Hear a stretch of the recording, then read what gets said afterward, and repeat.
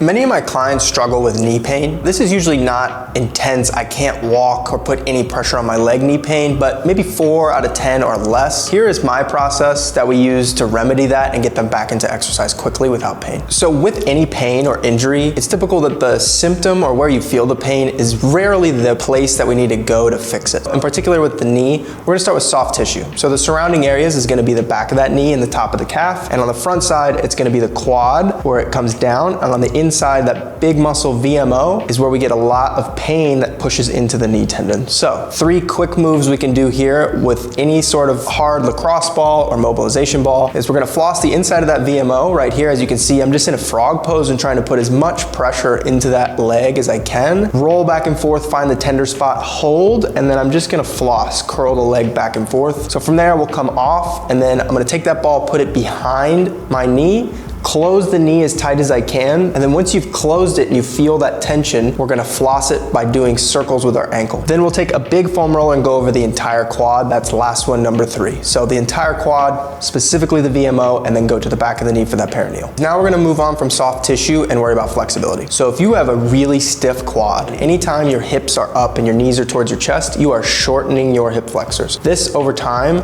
pushes tension into the knee. One of the staple stretches that we use for this is couch stretch. So as you can see, you just find a good place of support and get your back foot is gonna elevate to a comfortable spot. Ideally, it's mid shin or higher. And then the key to this stretch is you have to roll your hips underneath. So you'll see you have a tendency to want to fall forward and push your butt back. You need to tuck your tailbone underneath and then bring yourself back. If it's really tight, we want to push all the way up to 2 minutes plus of holding that stretch. And make sure you use a stick or some sort of balance to come up and down, because if we come out of the stretch and stand forward in an awkward way, it's just going to flare it right back up. Now moving on from flexibility, we're going to talk about mobility. So the actual joints above and below. So in the case of the knee, the hip and the ankle. Now, if we just mobilize that hip, mobilize the ankle with these 2 drills I'm going to show you here, the 90-90 is a really easy one to go back and forth, and it can be adjusted to your level. And then from a half kneeling position, the ankle here. So I'm using the kettlebell to create a little extra tension down so I can push the knee over the toe, creating a little bit of a stretch in the back of that ankle and allowing me to dorsiflex or create a more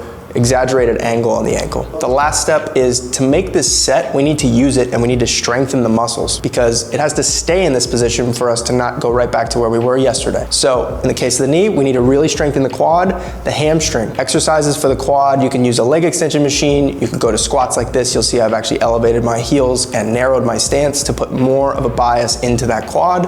And for the hamstring and glutes, anything like an RDL or a leg curl, you see bridge and side steps I've done here with the band. These are easy day one things you can do. So if you struggle with knee pain, this is a great place to start.